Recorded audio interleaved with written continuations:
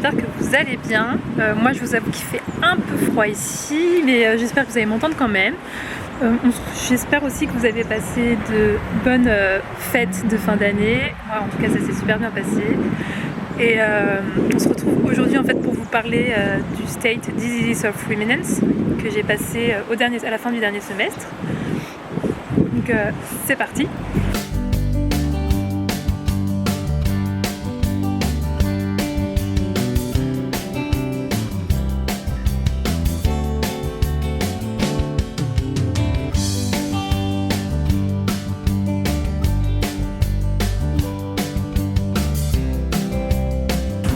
Alors, il faut savoir que pour le State Disease of Ruminants, c'est divisé en parties théoriques, pratiques et cliniques.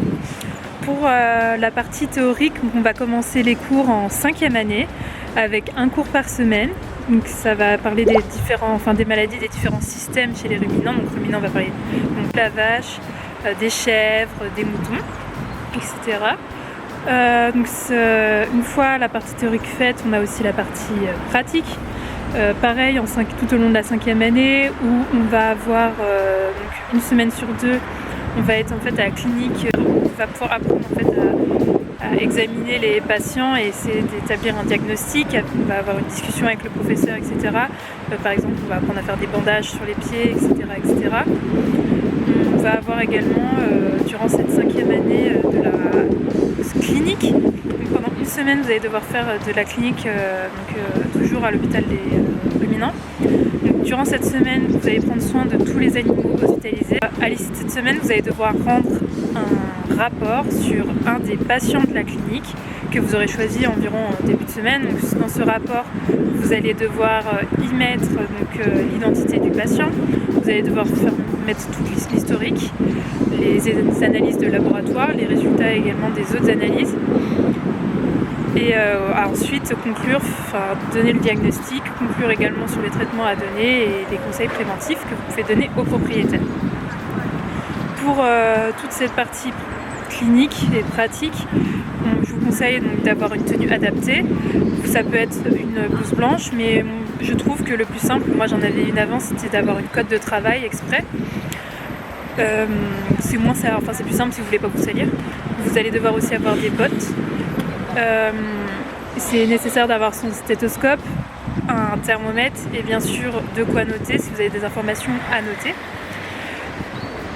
Une fois qu'on a fini la 5e année, donc on passe en 6e année, donc la dernière année d'école vétérinaire en Slovaquie.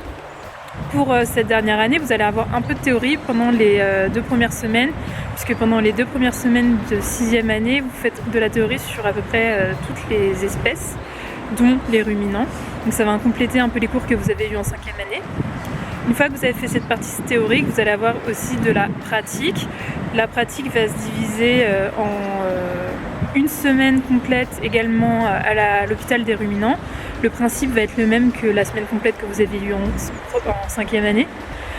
Et vous allez avoir également une matinée d'épisotologie où vous allez faire des prises de sang,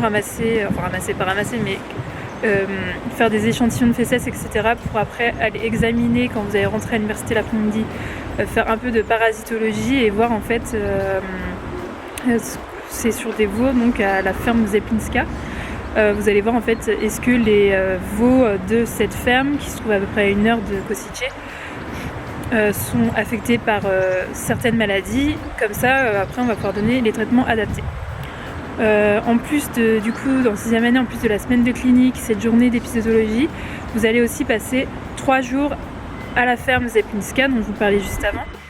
Pendant ces 3 jours, je vous explique rapidement. Donc, vous partez à 8h le matin pour arriver à la ferme. Vous allez faire d'abord de l'analyse de la harde, donc évaluer le bien-être de la harde. Est-ce que les vaches ruminent?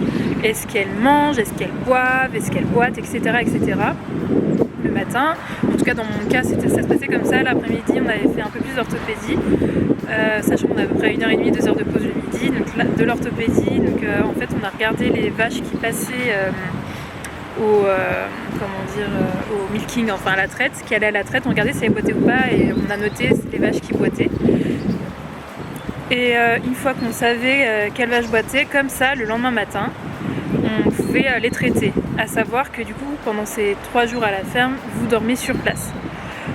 Donc c'est la deuxième journée le matin, on a donc traité les vaches qui boitaient, donc traiter c'est-à-dire parer les onglons des vaches et s'il y a des ulcères, des nécroses ou autres, également effectuer le traitement nécessaire. Donc ça c'est la matinée. Après ça peut changer, on est divisé en 2 groupes, donc une partie le matin fait de l'orthopédie, l'autre partie va faire de la reproduction. Donc après moi dans mon cas l'après-midi c'était de la reproduction. Donc on va en fait faire des examens rectales et des échographies chez les vaches pour évaluer le stade d'ovulation. On finit à peu près vers 17-18 heures, ça dépend. Et la dernière journée, c'est juste le matin, on va faire toujours dans la reproduction, mais cette fois-ci l'insémination artificielle. On va apprendre à réaliser une insémination. Ah, j'ai oublié de vous dire aussi, on a aussi des heures de garde de nuit. Ça permet en fait de surveiller les vélages. Moi j'ai de la chance, je suis tombée sur un vélage, donc j'ai pu y participer. J'essaie de vous mettre une petite vidéo. Mes petites recommandations pour ces 3 jours, ça va être pareil d'avoir une cote si vous en avez une ou des blouses, thermomètre, stéthoscope aussi en frais, thermomètre et stéthoscope, on n'a pas vraiment eu besoin. Vous allez aussi avoir besoin de ce qu'il faut pour dormir, on va dire. Il y a des draps qui sont fournis là-bas. Si vous êtes un peu tatillon sur vos affaires personnelles, je vous conseille quand même de ramener votre propre couette ou oreiller. Moi, c'est ce que j'avais fait. Enfin, j'avais pas pris mon oreiller, j'avais juste pris ma couette, il me semble. À savoir aussi donc, qu'on est 3 par chambre, donc il faut aussi essayer de savoir avec qui vous allez vous mettre en fonction des ententes. Vous allez également devoir penser au repas, à savoir qu'il y a un petit frigo de studio, je sais pas si vous voyez un peu les petits frigos un peu comme ça là. Donc il y a un frigo pour 3 personnes. Nous, pas de pot dans notre chambre, notre frigo ne marchait pas, donc on allait squatter en plus dans d'autres frigos. À savoir également qu'il n'y a qu'un micro-ondes pour tous les étudiants et également une bouilloire. Et en plus, on ne peut pas brancher le micro-ondes en même temps que la bouilloire. Bon. Donc je vous conseille pas de préparer vos petits plats sur place. Non, préparez-les à l'avance ou achetez des plats tout faits, c'est plus simple. Donc voilà mes recommandations pour ces quelques jours à la ferme. Maintenant, le state exam en soi, comment je l'ai préparé. Donc, je vous conseille comme d'habitude, c'est pareil, c'est le même principe que pour Horses. Je sais pas si vous avez vu ma vidéo à ce sujet. Donc c'est de préparer en fait vos questions au fur et à mesure. Donc essayez de savoir la liste des questions le plus tôt possible. L'idéal c'est aussi de trouver des étudiants qui ont déjà passé le state, qui pourraient peut-être vous passer carrément les questions qu'ils avaient déjà préparées. Comme ça vous pourrez les compléter pendant vos cours directement. Donc si vous voulez commencer à avoir vos questions, vous pouvez les faire déjà dès la 5e année. Ensuite, une fois que vous avez votre liste de questions préparée, complétée avec des recherches sur internet, dans des livres, etc. Quand vous comprenez pas, moi quand je comprends pas en tout cas, ce que je fais c'est que je vais chercher les mots sur internet, je vais regarder des vidéos. L'idée c'est de s'y prendre le plus en avance possible.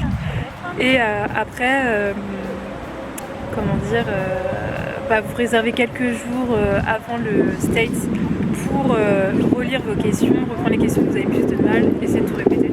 Le jour du state, vous allez tous, c'est divisé en plusieurs groupes, mais dans votre groupe de state, vous pouvez tous arriver à 8h. Vous allez avoir la liste des étudiants, l'ordre de passage qui va être affiché à côté de la salle d'examination. Vous devez bien sûr tous être présents, donc vous allez attendre que tout le monde passe jusqu'à ce que ça soit votre tour. Une fois que c'est votre tour, donc vous allez rentrer dans la salle, il y a environ 6 jurés, dont un en particulier qui va poser des questions. Vous allez présenter qu'une seule question sur 17, puisqu'il y a 17 questions environ il me semble. Donc vous présentez qu'une seule question, c'est-à-dire que du coup vous allez devoir détailler le plus possible, puisque une question c'est pas énorme, donc essayez de détailler le plus possible votre question. Donc voilà, c'est tout ce que je peux dire je pense à propos du state de Disease of Ruminant. Moi ce que j'ai envie de dire c'est que pour la vision c'est la même chose que d'habitude. Et voilà, donc j'espère que vous avez plu. Si oui, n'hésitez pas à liker la vidéo, à partager, à vous abonner et je vous dis à la prochaine.